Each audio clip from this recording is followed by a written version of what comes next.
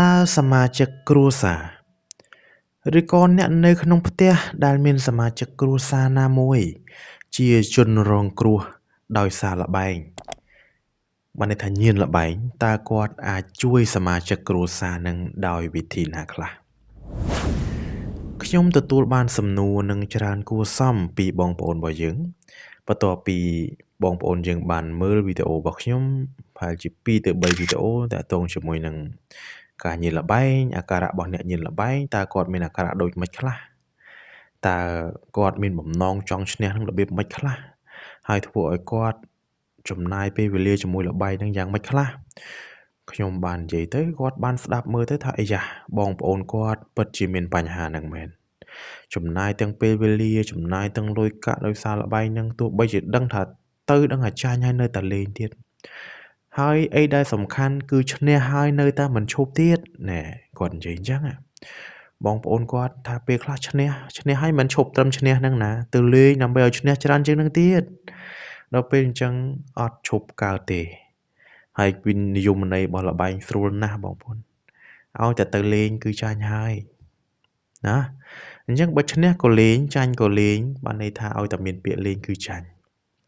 នេះជាមូលហេតុដែលធ្វើឲ្យគាត់អ្នកញៀនល្បែងហ្នឹងបានន័យថាដឹងតែវិនាសតែម្ដងណាបងប្អូនហ្នឹងហើយដឹងតែវិនាសតែម្ដងអញ្ចឹងបានគេថាល្បែងតែវិនាសហ្នឹងអត់ខុសទេអញ្ចឹងក៏មានបងប្អូនយើងដែលជាសមាជិកគ្រួសារជាបងប្អូនជាក្រុមគ្រួសារជាប្តីប្រពន្ធឬក៏ជាអ្នកដែលនៅជិតហ្នឹងចង់ដឹងថាតើគាត់អាចធ្វើអីបាននៅពេលដែលសមាជិកគ្រួសាររបស់គាត់មានបញ្ហាអស់ហ្នឹងអញ្ចឹងខ្ញុំនឹងព្យាយាមជម្រាបជូនតាមលំដាប់អញ្ចឹងខ្ញុំជម្រាបជូន5ចំណុចដែលត្រូវធ្វើណាបងប្អូន5ចំណុចដែលត្រូវធ្វើចំណុចទី1បងប្អូនត្រូវជៀសវាងការស្ដីបន្ទោសជៀសវាងការបន្ទោសបង្អាប់ការស្ដីបន្ទោសឲ្យគាត់ផ្ទុយមកវិញយើងធ្វើជាសកម្មភាពការលើកទឹកចិត្តឲ្យគាត់វិញលើកទឹកចិត្តសមាជិកក្រុមគ្រួសារដែលទទួលបានបញ្ហាក្នុងជីវិតដោយសារល្បែងហ្នឹងដោយសារអីគាត់ក៏ជាជនរងគ្រោះដែរណាបងប្អូនសមាជិកគ្រួសារដែលទៅលេងល្បែងហ្នឹងគាត់ក៏ជាជនរងគ្រោះដែរ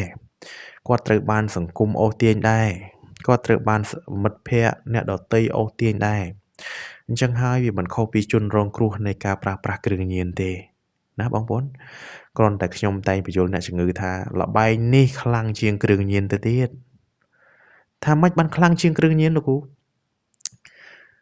មូលហេតុដែលខ្ញុំថាល្បែងខ្លាំងជាងគ្រឿងញៀនគឺដោយសារបងប្អូននៅតែផ្ទះក៏អាចលេងល្បែងបានដែរទាញតែទូរស័ព្ទមកមើលតែ website នេះ download អានេះធ្វើអានេះម៉ោងនេះគេលេងអី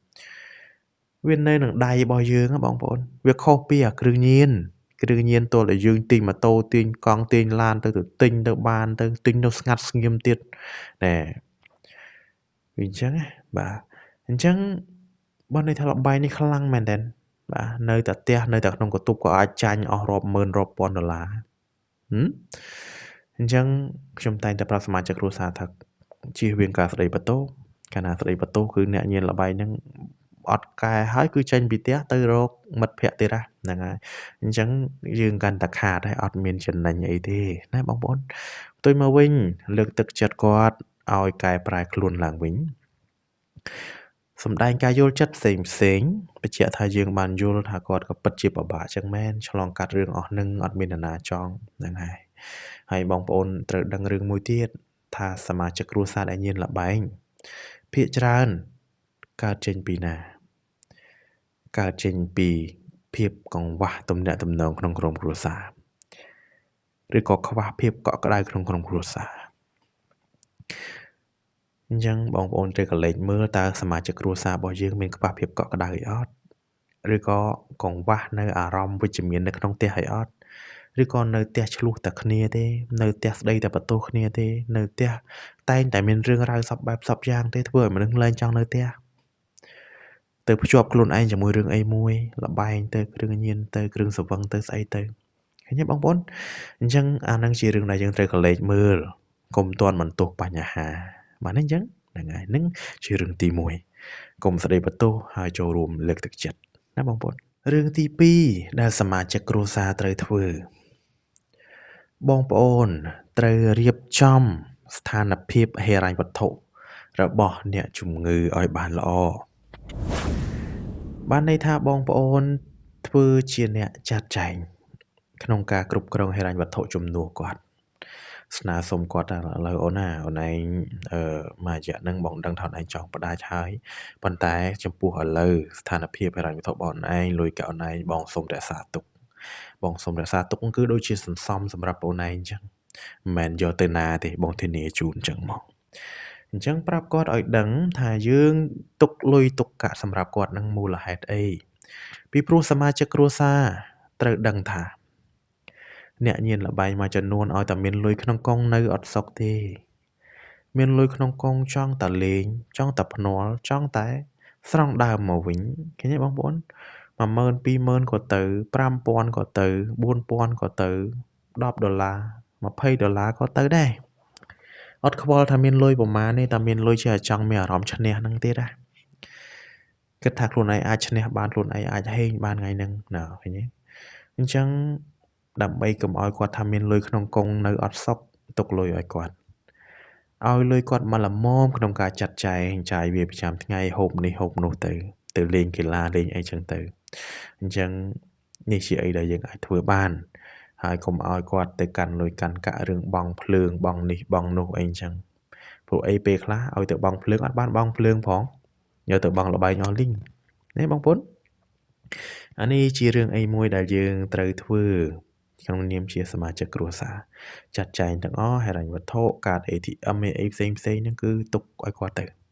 ឲ្យតែតាក់ទងជាមួយនឹងទ្រព្យសម្បត្តិលុយកាក់ណាបងប្អូនហ្នឹងហើយអញ្ចឹងរឿងទី2បងប្អូនត្រូវធ្វើហ្នឹងចាត់ចែងស្ថានភាពហិរញ្ញវត្ថុឲ្យគាត់រឿងទី3បងប្អូនត្រូវធ្វើអីបងប្អូនជាសមាជិកគ្រួសារត្រូវចូលរួមផ្លាស់ប្ដូរទម្លាប់ថ្មីឲ្យគាត់អ្នកញៀនល្បែងខ្លះគាត់ថាមិនទេគាត់ថាឲ្យតែគាត់ stress ឲ្យតែគាត់អប់សុកគាត់ទៅលេងហើយគាត់ចង់ទៅលេងល្បែងមកអ្នកខ្លះគាត់ថាឲ្យតែមានអារម្មណ៍អត់ល្អឲ្យតែមួម៉ៅខឹងមានអារម្មណ៍ថាចង់ទៅលេងល្បែងដោយសារអីល្បែងធ្លាប់ផ្ដល់អារម្មណ៍វិជ្ជមានឲ្យគាត់ធ្លាប់ផ្ដល់អារម្មណ៍ល្អឲ្យគាត់ពេលឈ្នះអាសូម្បីតែអ៊ុតហ្នឹងអាពេលអ៊ុតហ្នឹងក៏សប្បាយដែរណាហ្នឹងហើយអញ្ចឹងអានេះជាស្អីដែលជាសមាជិកគ្រួសារគួរតែដឹងហើយផ្លាស់ប្ដូរទម្លាប់ថ្មីឲ្យគាត់អញ្ចឹងចូលរួមផ្លាស់ប្ដូរទម្លាប់ថ្មីទាំងអស់គ្នាបើគាត់ថាអបសុកចូលចិត្តទៅលេងល្បែងទៅហាត់ប្រាណទៅបើទៅគាត់ថាឲ្យតែខឹងមួម៉ៅច្រើនចូលចិត្តទៅលេងល្បែងនាំគាត់ទៅវាយបើសាក់វាយអីទៅបញ្ចេញកំហឹងខ្លះទៅណាហ្នឹងហើយកុំព្យាយាមធ្វើម៉េចកុំឲ្យគាត់យកល្បែងហ្នឹងជាវិធីរំដោះភាពតានតឹងបាទអញ្ចឹងរកវិធីអីផ្សេងអានសភៅទៅជួបជុំមិត្តភ័ក្តិដែលល្អទៅនិយាយរឿងល្អក្នុងជីវិតដាក់ផែនការក្នុងជីវិតត្រូវធ្វើអីឧទាហរណ៍ដើរកំសាន្តជុំគ្នាលក្ខណៈគ្រួសារអាហ្នឹងសិតតែជាការផ្លាស់ប្ដូរហើយតែបងប្អូនអញ្ចឹងការផ្លាស់ប្ដូរណាដែលសមរម្យសម្រាប់គាត់ស្ថានភាពរបស់គាត់យើងធ្វើទៅបាទនេះហ្នឹងហើយអញ្ចឹងអានេះសិតតែជាស្អីដែលយើងអាចធ្វើបានផ្លាស់ប្ដូរទម្លាប់ថ្មីឲ្យគាត់ណាហ្នឹងហើយផ្លាស់ប្ដូរទម្លាប់ថ្មីឲ្យគាត់ធ្វើម៉េចកុំឲ្យគាត់នៅបរិយាកាសងាកចុចទូរស័ព្ទហ្នឹងពេកអាទូរស័ព្ទនេះអត់ល្អទេមានរោគច្រើនមែនតើនៅទូរស័ព្ទហ្នឹងបាទនេះបងប្អូនអានេះជាអីដែលខ្ញុំតែរំលឹកអ្នកជំងឺខ្ញុំទាំងអស់សមាជិកគ្រួសារគាត់ទាំងអស់ប្រយ័ត្នប្រយែងមែនតើនៅរឿងទូរស័ព្ទណាហ្នឹងហើយប្រើឲ្យដឹងថាប្រើដើម្បីអីកុំចេះតែចុចបន្ទាប់មកអស់ចំណាយពេលរាប់ម៉ោងទៅលើរឿងហ្នឹងណាអស់លុយអស់កាក់អត់ដឹងខ្លួនទេណាបងប្អូនអានេះជាបញ្ហាមួយគួរតែចាប់អារម្មណ៍មែនតើណាបាទរឿងទី4ដែលបងប្អូនជាសមាជិកគ្រួសារត្រូវដឹងទៀតហើយថាអ្នកដែលញៀនល្បែងណា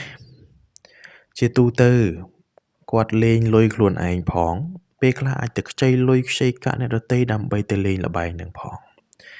ដោយមិនអោយបងប្អូនដឹងទេអញ្ចឹងក្នុងខ្លួនគាត់អាចនឹងជាប់បំណុលបំណុលហ្នឹងខ្ញុំអត់ដឹងថាបំណុលអីខ្លះទេ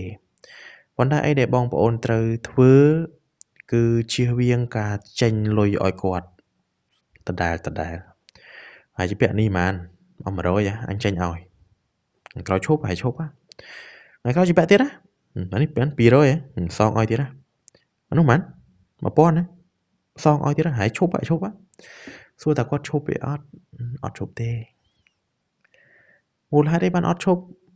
ពីព្រោះខួរក្បាលគាត់បានរៀនថាទោះបីអញជាពាក់អ្នកណាប្រមាណក៏សមាជិកគ្រួសារអញចេញឲ្យដែរអញ្ចឹងអញមិនបាច់ខ្វល់ទេដើរតែខ្ចីគេទៅឃើញទេបងប្អូន